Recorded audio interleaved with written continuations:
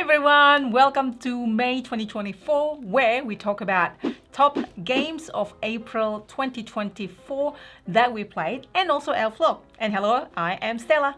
And who are you, Tarrant? Who are you? You are Tarrant. Tarrant from Meeple University. So how you been? How's your game journey been? It's been a while. For some of you who knows what's going on with my family, I really appreciate all your condolences for my dad, especially, and thank you for giving me the time to try to recover and all your lovely words. So I am on demand. It does take a while to recover. The wave of emotions are coming in and out without any warnings. But I must say, which I did not mention in the last vlog, is that my dad was a wonderful person. He never asked for anything in return to the family, to extended family, always a good-hearted person, always willing to give without return. So, yes. Fine fellow. Funny fellow. Fine fellow. It's like he's also funny. And funny. So yes. So that gets the things out of the way.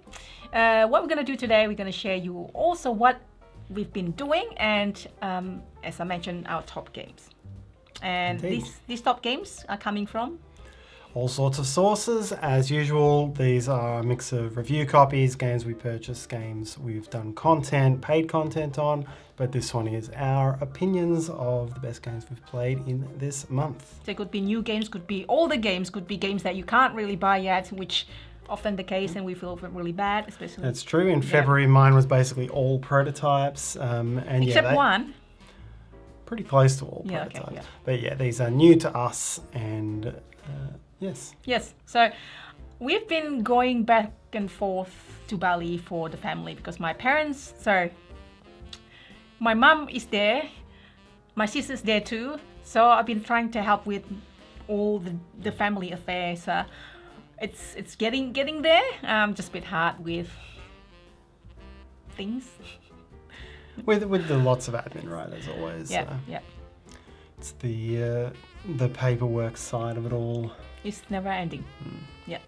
Anyways, and the games that we've been playing, we also been playing games. I've been trying to find the joy. I'm still finding the joy in playing games, board games. Let's just say that, not video games. It's just like playing games because it's more soothing.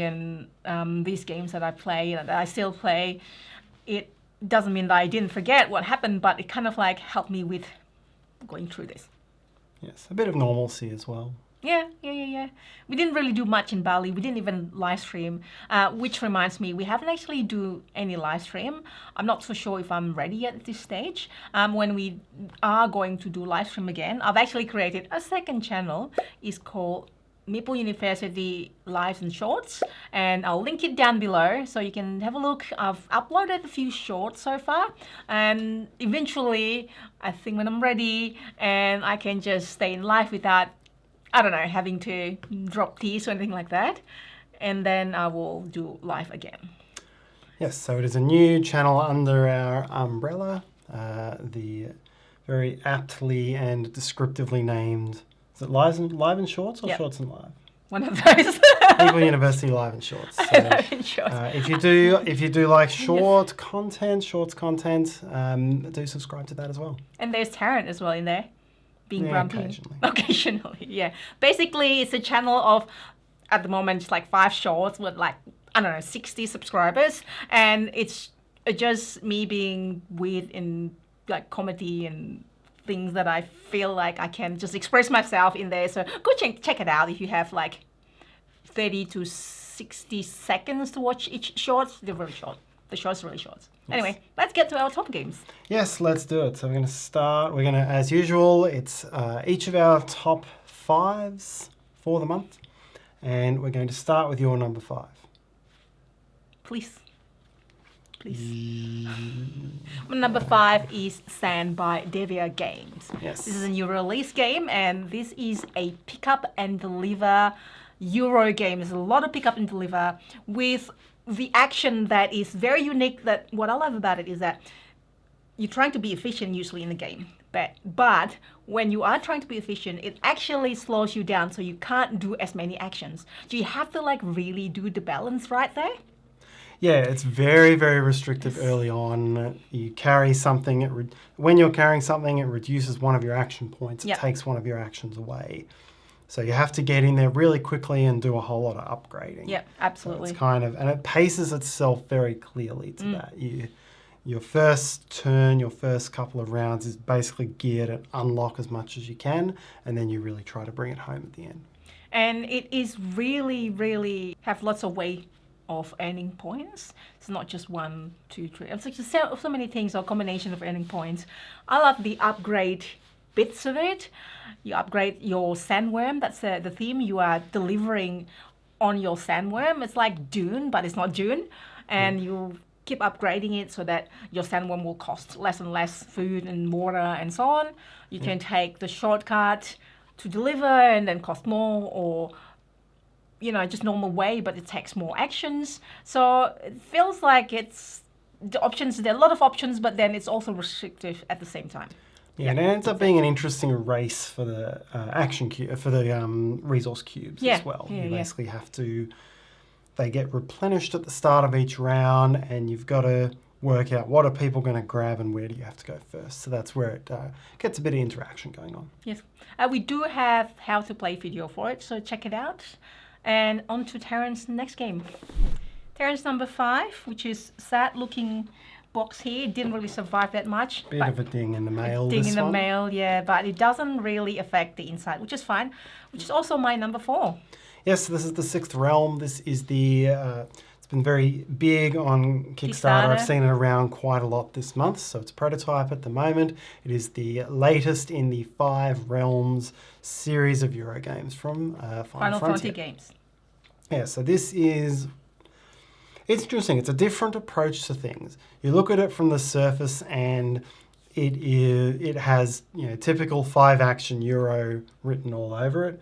You've got the board, you've got like 5 places you can go and do, or 6, it's 6 places actually. You can go and do different things, and it's that old school way of here you're putting your bridges on the board, here you're putting these on the board.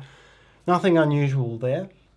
But where this is quite different is in the action selection mechanism. So it forces generalization because there's only 3 of the 6 actions available each round.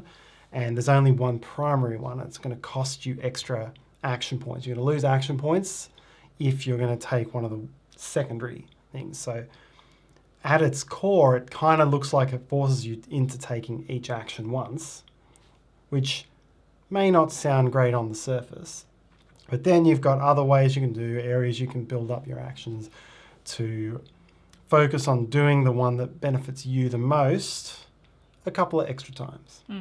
And over 3 rounds, you don't get that many chances to do it, but there will be a couple of places you ignore and a couple where you specialize, but it makes you work for it, and I like that. Yeah, and it does cost more to try to take the same actions when it's not focused on that action at that turn. So it makes it's exactly what Tarrant said. That's exactly what I want to say. It forces you to focus on certain things, and that's how unique it is, I think. It's by Matt Dunstan, and I just heard Matt Dunstan, which is also from Australia, and I love Matt Dunstan's games like the Guild of Merchants Explorers for once. I love that one, and a few others. So many. It's like sometimes when this designer has designed so many, and then what is it? It's like he also designed one of the escape room type series. In the box series? Yeah. Oh, the series, not one. Anyways. Yeah. There's a few other things going on in here. There is another one that ties into that same thing is there's a majority track that you chase each round, and whoever wins on that track gets to choose the one action that gets repeated for the round. So there's a strong incentive in that, which I quite like. The other one is the scoring. You kind of like decide a lot of the scoring based on that track by placing the tile that will score at the end of the game. So you kind of like pick it, and then you want to just go for it. And you can just, other people can score as well based on your tile. So no Yeah, issue. you're opening up objectives, Correct. objective pairs, interestingly, for everyone to score. So it does make for this big shared incentive thing that makes certain things more powerful and so on. Very interesting game. The 6th realm. What's next, Tarrant? The 7th realm? Next from Final Frontier, who knows? Oh. But they do all tie together, of course. Yeah. Merchant's Cove features in here. Queen Tabitha is there again. Yeah, it's so cute. It's like, the picture is also good, also by the Miko. Miko? No, it's not Miko. Miho? Mitsu. Mitsu, thank you. What's Okay. next, Tarrant? Next is my number 4, little card game here from Pandasaurus. This is a game called Courtesans. Mm-hmm.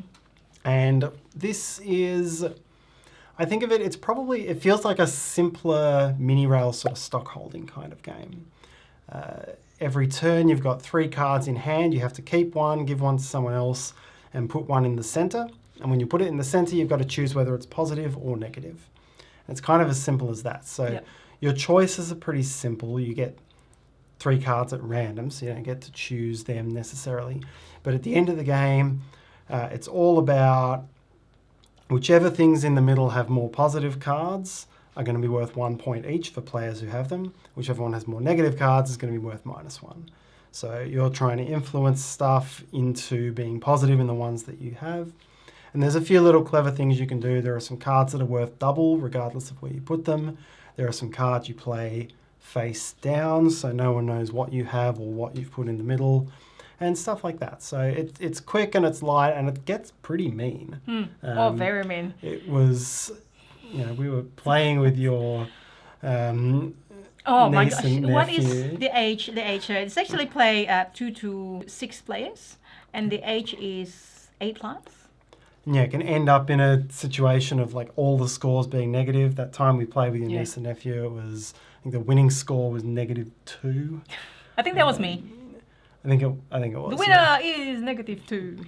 And lose was yes. -6, and there's something very, I don't know. I think there's something satisfying about Yeah. that. They both enjoy it. I think the 12-year-old likes. Well, we played a few games that day. I think it was like 5 games or 4 games, something like that. And then this is the one that he enjoys the most. I must say, a game this mean at that age, I couldn't have played it without any fights. Well, I was actually quite surprised that they didn't fight. The 10-year-old and the 12-year-old. Are they 10-year-old? No, 9 a bit. And They're 12. young. Yeah, they're young. Yeah, kids. But they understand. The negotiation is going on between those two as well, so that's great. And like at times, the little one gave me a mean card. It's not really mean, but like worth negative points. It was like felt guilty. I'm like, that's fine, okay, that's fine. So yeah, it's very easy entry point. Plays really quickly. Fun little game. Yeah, almost made my 6. So Did make almost your 6. did Almost make made my it. 6. Almost made my 5. It's like, oh my gosh, I like these two. I really like sand, so okay. And then Tarrant was like number 4. That's all right, as long as this gets mentioned. And Epochs, the Course of Cultures, is my number 3. Yes, and it's my number 2, and I'm just going to say that right away because my 2 is your 3 and your 2 is my 3. So Yeah, we'll just so- talk about them both. This is another prototype. This is from Ice Makes. Yeah, they've been doing great games, and not only great, but they're all different to each other, and they're all great by the same designer, Jeffrey CCH. Yes, and this is by far the largest box.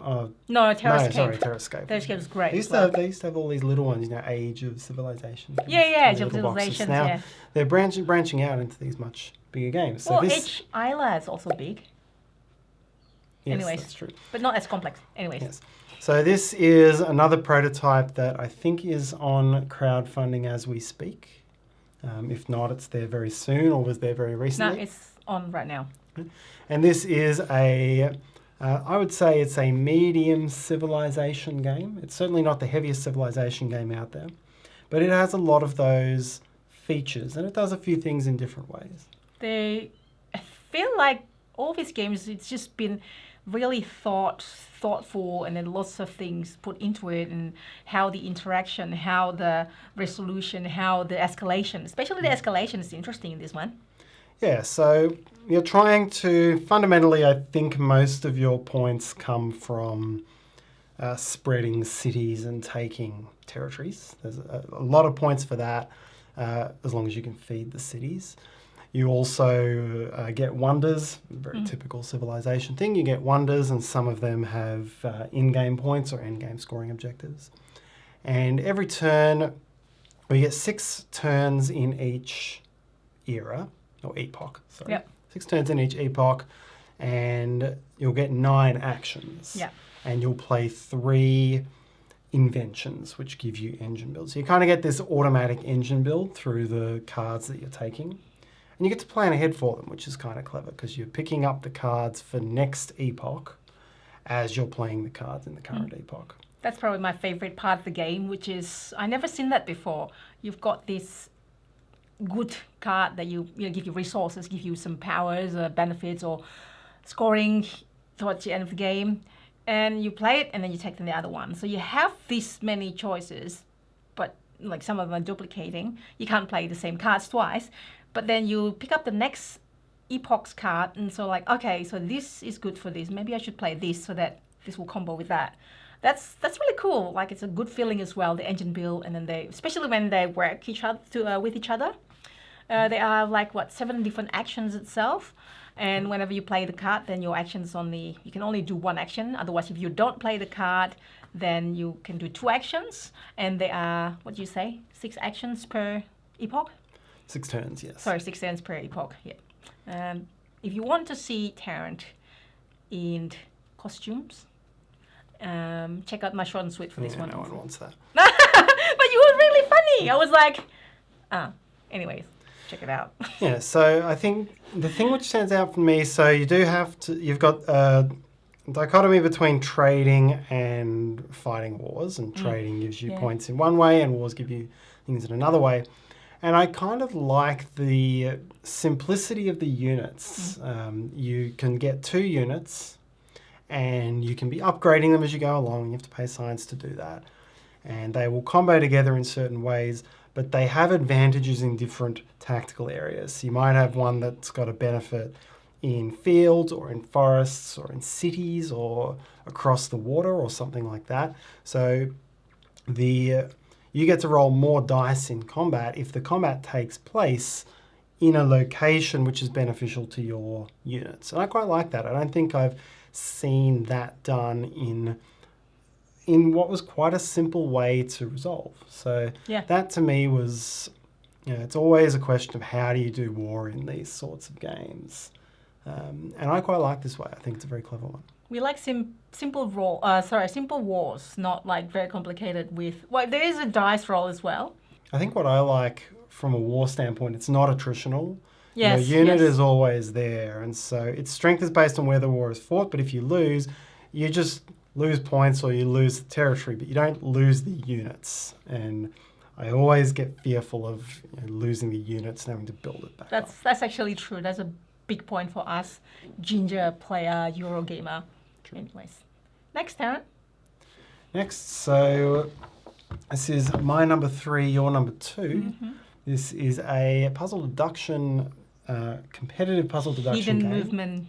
With hidden movement. Called Finding Atlantis. With Concordia style of card play. Yes, and with an app.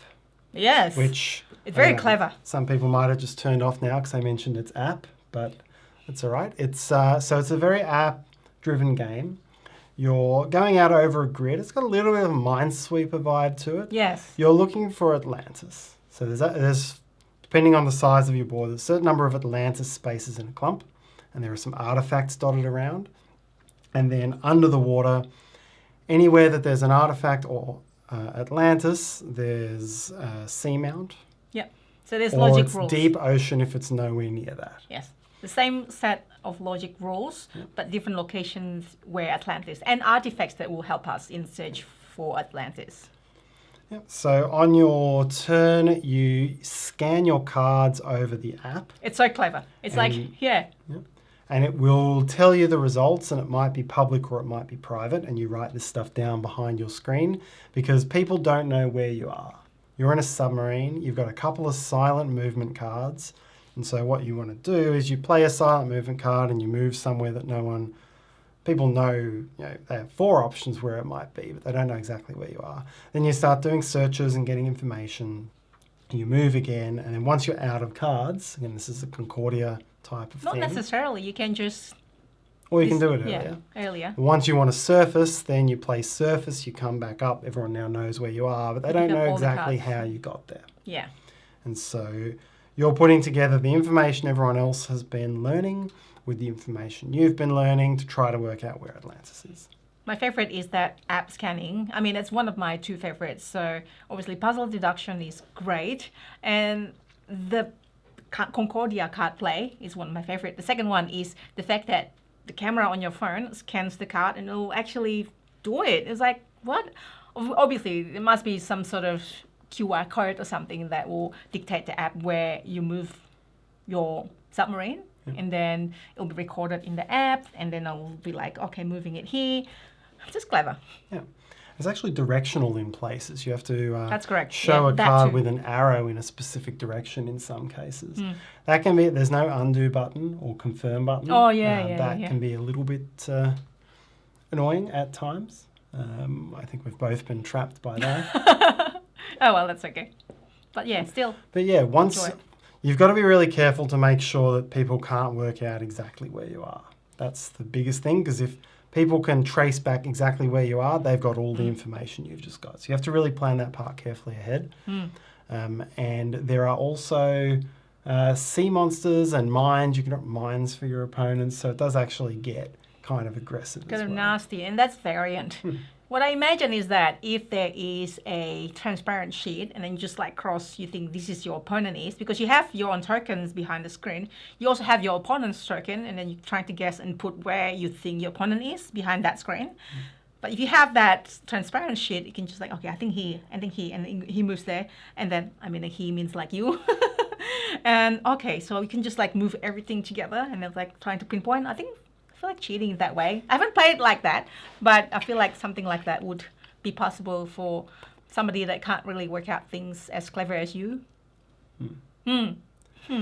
Overall, I think they hit a really good balance between what are relatively simple logic deduction rules. Like if you're playing Minesweeper, these rules pretty straightforward, but adding the hidden movement and everything that brings, they've melded that together really well, and they've added some nice super powerful cards in as well that you can collect along the way. So yeah, it's a really good balance. So if you enjoyed this video, by the way, it would be really helpful if you can hit the like button and just write in the comments, let us know, say hello, what games you've been playing. I'll be really happy to see you there. Next one, Tarrant. Next one is last one, so it's up to our number ones, and I may have given away that there is only one. This is a shared number 1 this month. Yes, and it is...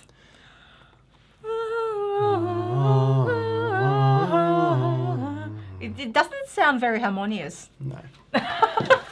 We failed, but this is Harmonies. Harmonies. So this has been out this month. It's generating a bit of buzz. Very nice little tile placement game. It's like, I think somebody else has said as well in our Have to Play video for Harmonies, it's like Azul and Cascadia had a baby, and this is Harmonies. It has got that chunky tiles draft where you then place to make ecosystems for animals and plants, and then score. You can stack them up, and then you can try to score as many points as possible. It has got a bit of a calico as well in that way. I think some of those are... It's more Cascadia than anything else for me. It's a very...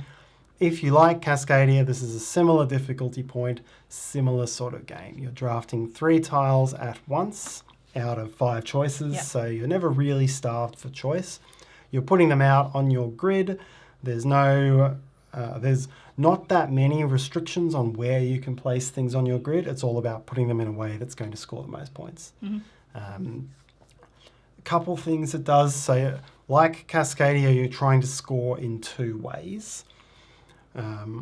So one is that you've got a standard set of patterns and configurations that each type of tile is going to be worth, and that will score you points.